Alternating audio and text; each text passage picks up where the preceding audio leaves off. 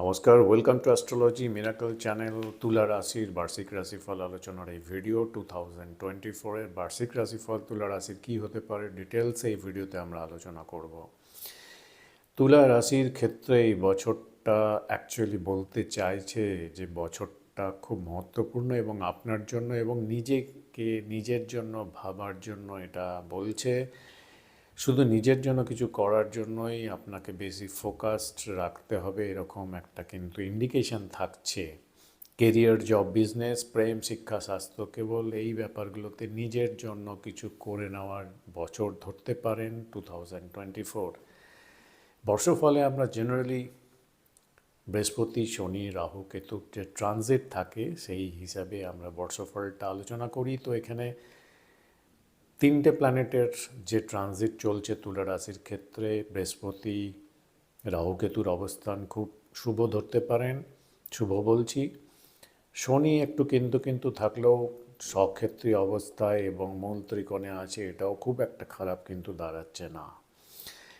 তো খুব ভালো ফল তো পেতে পারেন এবং আপনার ব্যক্তিগত কুণ্ডলিতেও যদি প্রমিস থাকে এবং যেসব তুলারাশির ব্যক্তিদের দশা এখন সাপোর্টিভ আছে তাদের ম্যাক্সিমাম পজিটিভ রেজাল্টগুলো ভালো পেতে পারেন। তথাপি গোচরের রেসপেক্টে ইন জেনারেলভাবে যেহেতু বললাম প্ল্যানেটারি পজিশনগুলো গোচরটা ট্রানজিট ভালো চলছে, কম বেশি ফল কিন্তু পেতে পারেন। খুব মহত্বপূর্ণ হতে যাচ্ছে তুলা রাশির ক্ষেত্রে। বৃহস্পতির কথা প্রথমে যদি ধরি, বৃহস্পতি থাকছে সপ্তমভাবে। বৃহস্পতি ট্রানজিট ইন জেনারেল পঞ্চমভাবে, সপ্তম, নবম এই সব হাউসগুলোতে কিন্তু গুরু বা বৃহস্পতি ভালো রেজাল্ট দিয়ে থাকে এবং বৃহস্পতির টিল এপ্রিল পর্যন্ত থাকছে মিত্র রাশির ক্ষেত্রে, মেষ রাশি স্থান মঙ্গলের ক্ষেত্রে। এটা আপনার পজিটিভিটি, নিজের ব্যক্তিত্ব, নিজের ইন্ডিভিজুয়ালিটি এটার ওপর কাজ করার জন্য বলছে এবং আপনার ব্যক্তিত্ব, ইন্ডিভিজুয়ালিটি, পার্সোনালিটি সার্বিক ডেভেলপমেন্ট হওয়া উচিত এবং তার রিফ্লেকশন যেহেতু আপনি ঠিকঠাক বাইরে পরিবেশে যেখানে আছেন, যে ডোমেনে কাজকর্ম করেন সেখানে প্রপারলি হওয়ার জন্য আপনি একটু এগিয়ে থাকছেন ধরতে পারেন। এপ্রিলের পরে মে মাসে গুরু বৃহস্পতি চলে যাবে অষ্টমভাবে। খুব খারাপ নয়। ওকাল্ট, অ্যাস্ট্রোলজি, জ্যোতিষ, ডিপ রিসার্চ কোনো ব্যাপারে এবং নিজের কিছু ব্যাপারে একটা বড় ট্রান্সফরমেশন, চেঞ্জ আপনি করতে পারেন বা এটা দেখাচ্ছে। গুরু দৃষ্টিগুলো যেরকম থাকবে তখন ধরে নিতে পারেন যারা বাইরে বিদেশের সঙ্গে সম্পর্কযুক্ত কোনো কাজ করছেন কর্মে, সেই দিক থেকে কিন্তু সহায়তা পাবেন। অর্থ বৃদ্ধির দিক থেকে কিন্তু অনেক সহায়তা পেতে পারেন, অনেকটা মধুরতা থাকবে। যারা বিবাহিত তাদের ম্যারিড লাইফেরটা খুব বেশ ভালো স্মুথ হতে পারে। শ্বশুর শাশুড়ির দিক থেকে কোনো বড় হেল্প পেতে পারেন। Property related, land property related কোনো কাজকর্মের দিক থেকে কিন্তু ভালো সহায়তা পেতে পারেন। আপনার মায়ের শরীর স্বাস্থ্য এবং ওভারঅল একটা ভালো বা ট্রাভেল ফ্রি একটা ব্যাপারটা কিন্তু দেখাচ্ছে। এরপরে আমরা যদি রাহু কেতু ট্রানজিটটা দেখি, রাহু ষষ্ঠভাবে, তৃতীয় ষষ্ঠ এইসব ভাবগুলোতে কিন্তু রাহু ভালো ফল দিয়ে থাকে। রাহু যে এখানে আছে আপনার রোগ, ঋণ, শত্রুতা এগুলোতে এটাকে অনেকটা রাহু কিন্তু প্রোটেক্ট করবে। তো আপনার একটু হ্যাসেল ফ্রি, একটু স্মুথ হওয়ার সম্ভাবনা থাকছে। পারিপার্শ্বিক দিক থেকে শত্রুতা বা প্রতিকূলতা একটু কম থাকবে ধরে নিতে পারেন। তো তুলা রাশির ক্ষেত্রে রাহুর গোচরটা শুভ, ট্রানজিটটা 6th হাউসে। আপনার যদি কোনো কোর্ট কেস চলছে বা কিছু চলছে সেগুলোতে আপনার ফেভারে আসতে পারে। আপনার মোটামুটি একটা ট্রাভেল ফ্রি একটা এনভায়রনমেন্টের মধ্যে দিয়ে আপনি যেতে পারেন, সেদিক থেকে হেল্পফুল হতে পারে।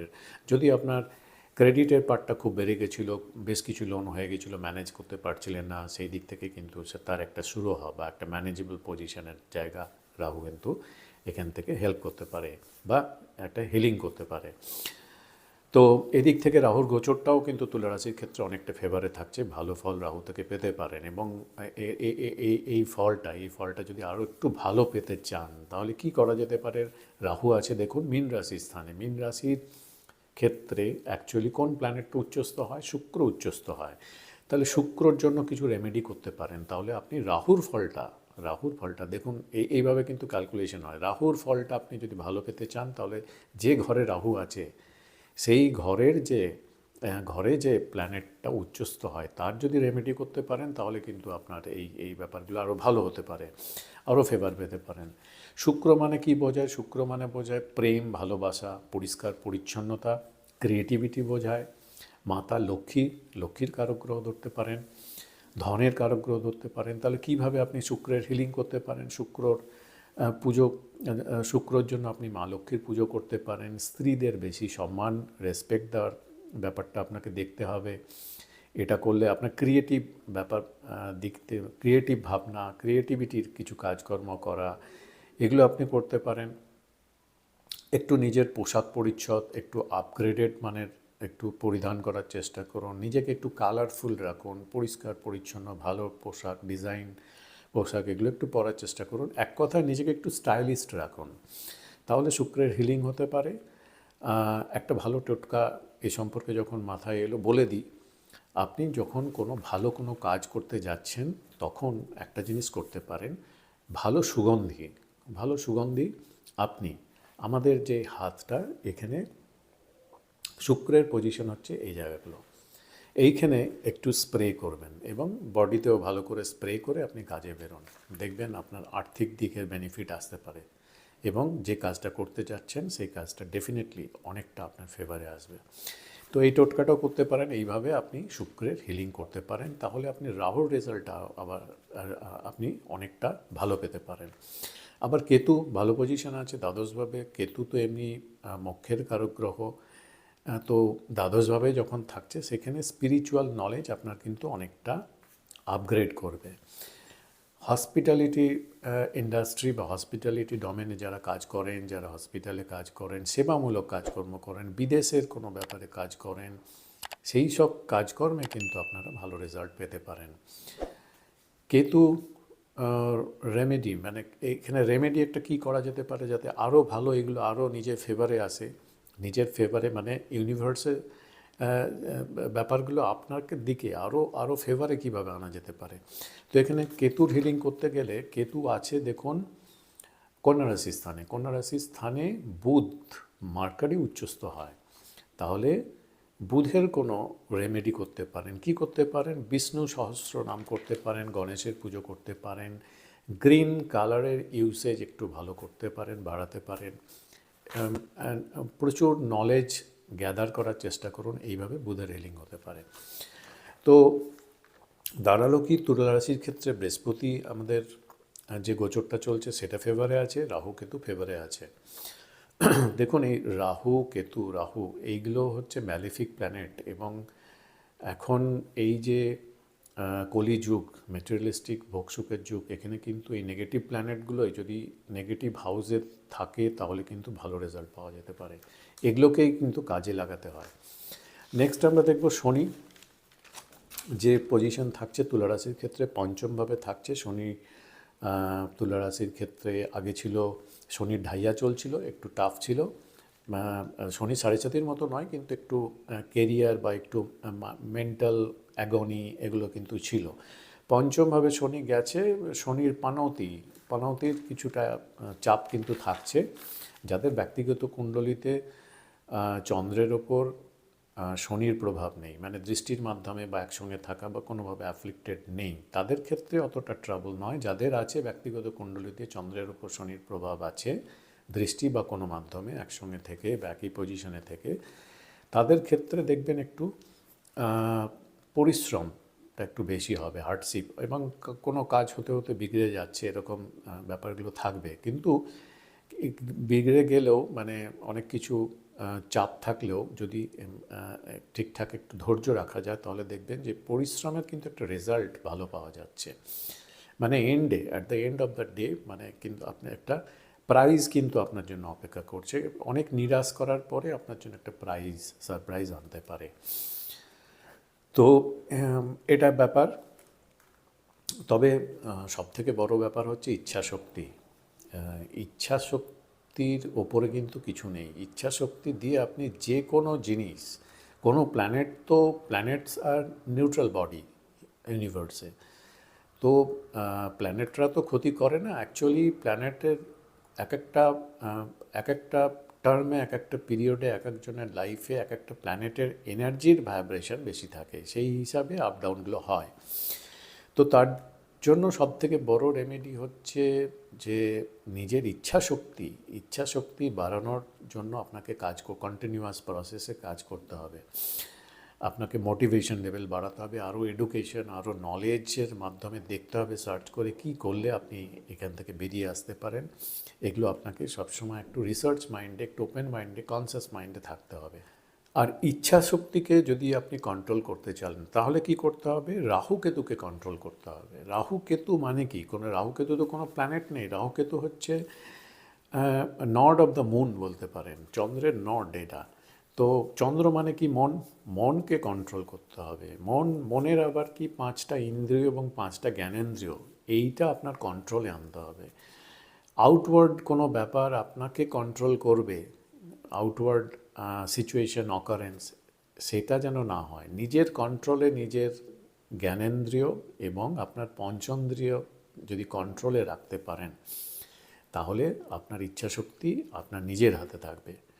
আউটওয়ার্ড ইনফ্লুয়েন্স মানে আমি একটা এক্সাম্পল দিয়ে বলতে পারি, যেমন দেখবেন এখন এই নতুন বর্ষ আসছে, ক্রিসমাস গেল, এই সময় অনেকে ঘুরতে যাচ্ছেন, অনেক কিছু করছেন, এবং এই ফ্রেন্ড সার্কেলে এই একটা ভালো জিনিস, এটা একটা জিনিস ফেসবুকে দিল, আমাকেও করতে হবে। ও একটা ভালো গাড়ি, ভালো মডেলে কিনেছে, আমাকেও কিনতে হবে। এই আউটওয়ার্ড যে ইনফ্লুয়েন্স, এগুলো আপনার ব্যাপারটা, আপনার স্ট্যাটাসটা দেখুন, আপনার পজিশন, আপনার ক্যাপেবিলিটি, আপনার যে লিমিটেশন, সেইগুলো ভেবে, সেই মতোভাবে আপনার জ্ঞানেন্দ্রিয় ঠিকমতো যদি চালাতে পারেন আউটওয়ার্ড ইনফ্লুয়েন্স ছাড়া, তাহলে আপনার ইচ্ছাটা আপনার শক্তিতেই থাকবে। তো এই ব্যাপারটা একটু দেখতে পারেন। রেমেডি হিসাবে শনির রেমেডি হিসাবে মা কালীর পুজো করতে পারেন, এবং একটা খুব ভালো রেমেডি বা টোটকা, এটা খুব ভালো কাজ করে যাদের মনে করছেন, ফিল করছেন যে শনি আপনার ডিস্টার্ব করছে, শনির ঠিকঠাক আপনার ফেভারে আসছে না। সেক্ষেত্রে প্রতিদিন সন্ধেবেলা যেসব কুকুররা বাইরে থাকে, যারা একটু অবহেলিত, আমি আবার বলছি যে কুকুররা অবহেলিত, তাদেরকে আপনি ব্রেড প্রতিদিন সন্ধেবেলা সময় খাওয়াতে পারেন। এটাতে কিন্তু শনির হিলিংটা খুব ভালো হয়। এছাড়া যে কোনো বৃদ্ধ লোক যারা আছে, তাদের হেল্প করা, সেবা করা বাড়ি থেকেই শুরু করতে হবে, এবং যদি ক্ষমতা থাকে বাইরে যারা বৃদ্ধ আছে, বয়স্ক আছে, তাদের যদি সেবা করতে পারেন, তাহলে আপনার শনি ভালো হবে। আচ্ছা, অক্টোবর থেকে বৃহস্পতি কিন্তু বকরি হচ্ছে। তো বকরি হলে আপনার অক্টোবর থেকে বকরি যখন হবে, তখন বৃহস্পতি তুলা রাশি সাপেক্ষে থাকবে অষ্টমভাবে। তো এই সময় আপনার বৈদেশিক কাজকর্ম, আপনার আর্থিক ক্ষেত্র এবং ল্যান্ড প্রপার্টি রিলেটেড কাজকর্মগুলো একটু দেখে বুঝে সুঝে করা উচিত এই সময়ের পর থেকে। শনি 30শে জুন থেকে বকরি হচ্ছে 15 নভেম্বর পর্যন্ত। 30শে জুন পর্যন্ত তুলা রাশির জন্য হার্ডেলসগুলো যেটা আলোচনা করলাম, সেগুলো একটু কম থাকবে। 30শে জুনের পর থেকে একটু হার্ডেলসগুলো বাড়তে পারে, যে কোনো ব্যাপারে একটু প্রতিকূলতা কিন্তু বাড়তে পারে। তো মোটামুটি আমরা এরকম দাঁড়াচ্ছে, একটা স্ন্যাপশট বা গ্লিমস বলতে পারেন। মান্থলি রাশিফল তো এই চ্যানেলে পাচ্ছেন, সেখানে বাকি প্ল্যানেটগুলো, স্বল্পমেয়াদী যে প্ল্যানেট, সূর্য, মঙ্গল, বুধ, শুক্র, এদের ট্রানজিশন হিসাবে আমরা মাসিক রাশিফলে তো আরও ডিটেলসে পাবই। একটা আইডিয়া জাস্ট এখান থেকে পেলেন যে 2024 ঠিক কী বলতে চাইছে, কোন দিকে ফোকাস রাখা উচিত, কোন জিনিসগুলো আপনার ফেভারে আছে। যেগুলো ফেভারে আছে সেই কাজকর্ম, সেই গ্রহের এনার্জি অনুযায়ী নিজেকে ডিজাইন যদি করতে পারেন, নিজেকে সেই দিকে ফোকাস রাখতে পারেন, তাহলে আপনার সমৃদ্ধি আপনার হাতেই থাকছে। নিউমারোলজি পার্সপেক্টিভে 2024 দাঁড়াচ্ছে 2 + 0 + 2 + 4 = 8। 8 মানে শনির বছর। যাদের ব্যক্তিগত কুণ্ডলিতে এটা তো জেনারেল কনসেপ্ট আলোচনা করলাম, যাদের ব্যক্তিগত কুণ্ডলিতে শনি ধরুন 64 নবাংশের প্ল্যানেট হিসাবে আছে, তার মহাদশা চলছে, বা যাদের ব্যক্তিগত কুণ্ডলিতে এই প্ল্যানেটগুলো বেশ স্ট্রং আছে, যোগ আছে, তাদের ক্ষেত্রে ম্যাক্সিমাম রেজাল্টটা পেতে পারেন এবং তাদের ক্ষেত্রে ফলটা কিন্তু আরও ম্যাক্সিমাইজ হতে পারে।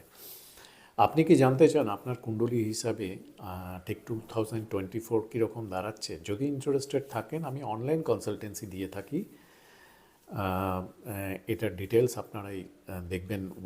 হোয়াটসঅ্যাপ আছে, এখানে হাই হ্যালো একটা মেসেজ পাঠালেই সেখানে একটা অটো SMS পেয়ে যাবেন, সেখানে প্রিজ ইত্যাদি সব কিছু ডিটেলসে পাবেন। এই নাম্বারে কোনো কল জেনারেলি অ্যাকসেপ্ট করা হয় না, হোয়াটসঅ্যাপের মাধ্যমে কানেক্ট করতে পারেন। এগুলো কিন্তু চার্জেবল। এছাড়াও একটা ওয়েবসাইট আছে, এখানে ভিজিট করেও ডিটেলস প্রসিডিওরগুলো জানতে পারেন।